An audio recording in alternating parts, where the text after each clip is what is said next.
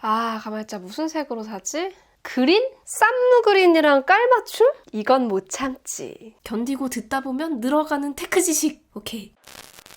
안녕하세요 여러분. 오늘은 아이패드 에어 4세대 가지고 왔습니다. 배송받은 지는 꽤 됐는데 이제서야 뜯게 되네요. 그동안 많은 분들이 댓글로 언니 아이패드 에어 4세대 리뷰 언제 해주시나요? 언니 기다리고 있습니다. 믿고 있어요. 하면서 굉장히 많이 기다려주신 것 같은데 오늘 아이패드 에어 4세대 그리고 제가 가진 아이패드 프로 4세대 이 제품과 살짝 비교도 해보고 에어를 사야 될지 프로를 사야 될지 또 고민하시는 분들을 위해서 구매 팁까지 알려드리도록 하겠습니다. 일단 이번에 아이패드 에어 4세대는 색상이 굉장히 다양하고 또 예쁘게 나왔습니다. 저는 그린으로 선택을 했고 그 이유는 저의 아이패드 12 쌈무 그린과 쌈맞춤이래. 깔맞춤을 하기 위해서 이렇게 그린으로 선택을 했고요. 저는 64GB 와이파이 모델로 선택을 했습니다. 이 용량 고르는 팁은 이따가 한번 알려드리도록 할게요. 일단 뜯고 나서 제품 살펴보면서 이야기를 해봅시다. 와! 언제나 포장을 뜯는 재미는 정말 최고인 것 같아요. 열렸다. 꺼내봅시다. 오! 그린 예쁘다. 이렇게 포장 비닐도 벗기고 나면은 요렇게 제품이 들어있고요. 오, 되게 예쁘다, 그쵸? 생각보다 훨씬 더 예쁜걸? 잠깐만, 너무 취향 저격이야. 민트 좋아하는 사람들은 환장할 것 같은 정말 엄청나게 예쁜 무광 그린 색상입니다. 아이폰 12랑은 비교할 수 없이 훨씬 예뻐요, 얘가. 이렇게 세트로 쓰면 또 나는 민트 덕후다. 마음에 들어, 마음에 들어. 안에 보면은 이렇게 해서 뭐 사용 설명서라든가 또 이렇게 애플 스티커 2개가 나란히 이렇게 들어있고요. 아이패드에는 구성품에 이렇게 충전기가 들어있다는 점, C2C 타입 케이블하고 같이 들어가 있습니다. 외관부터 좀 살펴볼게요. 일단 이 프레임 사이즈 자체는 11인치 아이패드 프로와 동일합니다. 그래서 이렇게 딱 맞대보면 똑같은 크기로 맞아떨어지는 걸 볼 수가 있어요. 그리고 후면 아래쪽에 보시면 스마트 커넥터도 동일하게 들어가 있는 걸 보실 수가 있습니다. 그 크기도 똑같고 스마트 커넥터도 동일하게 들어가 있고 하기 때문에 기존 프로 11인치에서 쓰던 매직 키보드 또는 스마트 키보드 폴리오 같은 것도 다 그대로 사용을 할 수가 있어요. 딱 붙이면 이 상태로 바로 그냥 키보드도 쓸 수 있고 트랙패드도 쓸 수 있고 그리고 이 옆에 있는 USB-C 타입을 통해서 충전까지 그대로 다 할 수가 있습니다. 다만 후면에 카메라 모듈이 다르다 보니까 이렇게 좀 비어 보이는 그런 사소한 문제는 있는데 매직 키보드는 역시 너무 무겁네요. 무거워. 트랙패드 쓰느니 차라리 터치를 쓰시고 제발 이렇게 무겁고 더럽게 비싼 매직 키보드를 사용하시기보다는 스마트 키보드 폴리오를 더 추천드립니다. 지금 화면 켜자마자 굉장히 크게 체감이 되는 거는 이게 베젤이 의외로 차이가 많이 나 보이네요. 실제로는 0.1인치 차이인데요. 베젤이 훨씬 넓어졌다 이런 느낌이 듭니다. 위쪽에는 전원 버튼이 들어가 있는데요. 이게 프로에서는 조그맣게 들어가 있지만 에어에서는 좀 크게 들어가 있어요. 이유는 바로 여기에 터치 아이디가 들어갔기 때문이죠. 요즘 같은 코로나 시대에는 저는 페이스 아이디가 너무 불편하더라고요. 너무. 자, 이렇게 해서 상단 버튼에 손가락을 계속 올려서 이렇게 등록을 하면 됩니다. 터치 아이디를 등록해 놓은 손가락으로 그냥 버튼을 눌러서 화면을 열면 바로 열립니다. 근데 터치 아이디를 등록하지 않은 손가락으로 버튼을 누르면 열리지 않죠. 그 외 버튼들도 보시면 오른쪽에 볼륨 조절 버튼 2개가 이렇게 들어가 있고 아래쪽에는 C타입 USB 단자 그리고 오른쪽 측면에 보시면 이번에 애플 펜슬 2세대를 지원하죠. 그래서 저도 기존에 쓰고 있던 애플 펜슬 2세대를 그냥 여기다가 이렇게 갖다 붙이면 바로 연결해서 사용을 할 수가 있다는 거예요. 사실 디스플레이는 프로 4세대 11인치와 에어 4세대 요거 2개 비교해보면 별 차이는 없어요. 차이가 있다면 최대 밝기가 프로는 600니트, 에어는 500니트인데요. 사실 이 최대 밝기 100니트 정도 차이는 뭐 육안으로 봤을 때 그렇게 엄청나게 큰 차이가 날 정도는 아니라서 요거는 그렇게 중요한 내용은 아닌 것 같고 사실 가장 중요한 거는 120Hz 주사율이 되느냐 안 되느냐의 차이인 것 같습니다. 애플에선 요걸 프로모션 기술이라고 부르는데 프로 4세대에는 프로모션 기술이 적용돼서 화면 주사율 120Hz로 굉장히 부드러운 화면을 볼 수 있는 반면에 에어 4세대에서는 120Hz 주사율을 지원하지 않습니다. 그냥 이렇게 배경화면에서 옆으로 넘겨만 보는데도 확실히 주사율의 차이가 벌써 크게 느껴집니다. 이게 화면이 커서 그런지 주사율이 더 크게 체감되는 것 같아요. 그리고 화면 주사율이 더 낮으면 펜슬 사용할 때 필기감도 떨어지지 않나요? 반응 속도도 더 느린 거 아니에요? 이렇게 생각하실 수 있는데 실제로 테스트를 해보니까 사실 눈으로 봤을 때의 차이는 크게 못 느꼈습니다. 물론 이렇게 잘 보면 좀 더 부드럽게 보이는 거는 프로가 맞긴 하지만 필기감에 있어서도 큰 차이는 느끼지 못했어요. 그리고 기존 3세대와 마찬가지로 얘도 라미네이팅 처리가 되어 있기 때문에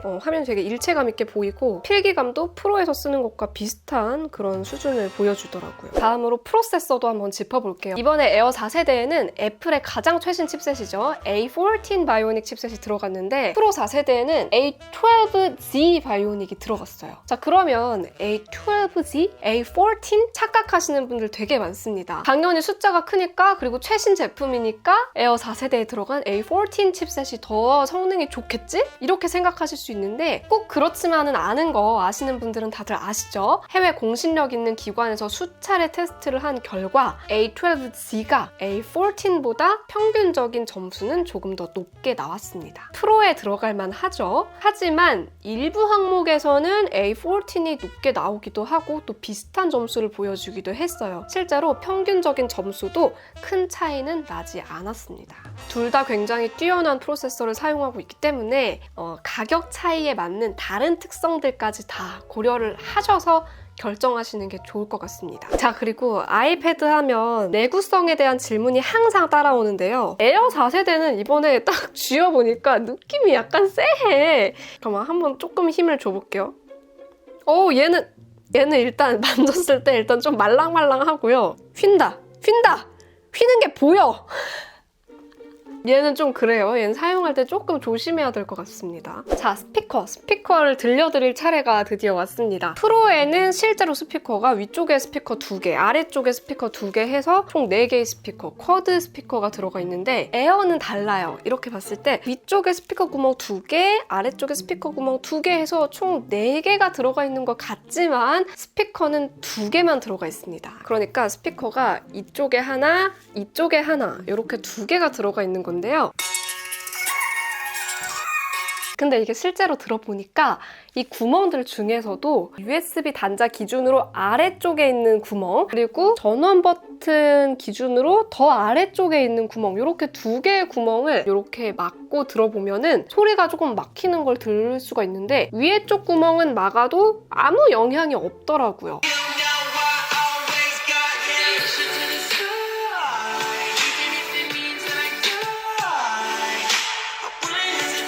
그래서 실질적인 소리는 이렇게 가로로 들었을 때 카메라를 기준으로 더 아래쪽에 있는 이 2개의 구멍에서 나오는 걸 알 수가 있었고요. 그렇다고 해서 손으로 아래쪽 구멍들을 딱 잡고 있을 때 소리가 먹먹하게 완전히 막혀버리거나 하는 게 아니기 때문에 손으로 들고선 영상 시청을 할 때도 큰 불편함이 없을 것 같더라고요. 프로랑 비교해서 같은 음악을 한번 들어보도록 할게요.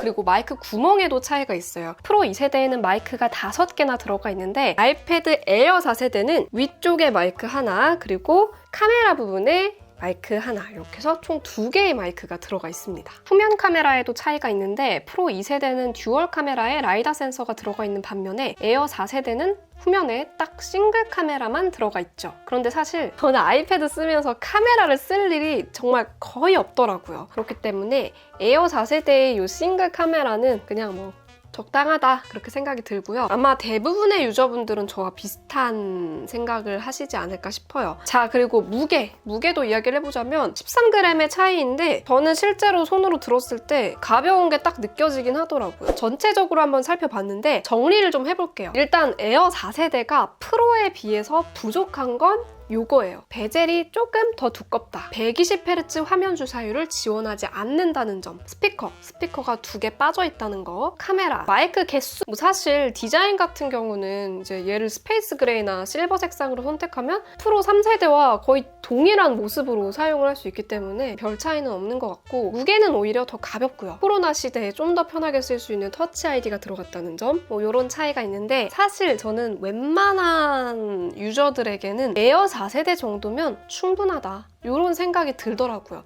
그래서 딱 정해드릴게요. 아이패드 에어 4세대 그리고 프로 2세대는 용량을 보고 정하세요. 작은 용량 64GB로도 충분하다. 이런 분들 어떤 분들이 있냐면요, 그냥 영상 시청하고 취미로 그림 조금 그리고 PDF로 문제지라든가 뭐 전공 서적 같은 거 조금 담아가지고 그때그때 필기하고 쓰는 정도? 이 정도라면 64GB도 괜찮습니다. 그래서 64GB로도 충분히 사용하실 만한 분들은 저는 에어 4세대면 괜찮다, 이렇게 생각이 들고요. 좀 더 큰 용량이 필요할 것 같다. 예를 들어서 뭐 브이로그 제작을 하시는 분들, 영상이나 이런 좀 큰 고용량의 파일들을 아이패드에 많이 담아놓고 뭐 영상 작업을 하신다거나, 그런 분들이라면 에어 말고 차라리 프로를 가라고 말씀을 드리고 싶어요. 왜냐하면 에어 4세대가 용량을 이상하게 만들어졌어요. 64GB 아니면 256GB인데 256GB가 979,000원부터 시작을 합니다. 근데 여기서 프로 4세대 11인치 모델을 보면 와이파이 모델 기준으로 129,000원부터 시작을 합니다. 얼마야 이거? 5만원 차이예요. 5만원 차이. 저는 솔직히 256GB는 아이패드 쓸 때는 정말 큰 용량이라는 생각이 들거든요. 웬만하면 128GB로도 커버가 되기 때문에 차라리 어거지로 에어 4세대 256GB를 쓰느니 5만원 더 주고 프로 128GB로 가는 거를 추천해 드릴게요. 여기서 만약에 중고가까지 내려간다면 오히려 더 싸게 프로를 구입할 수 있기 때문에 프로 쪽으로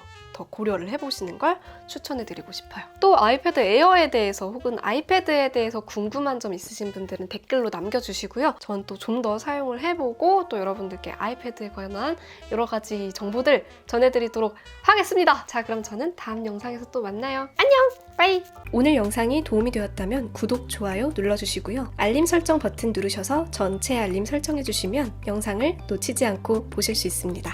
다음에 또 만나요. 안녕!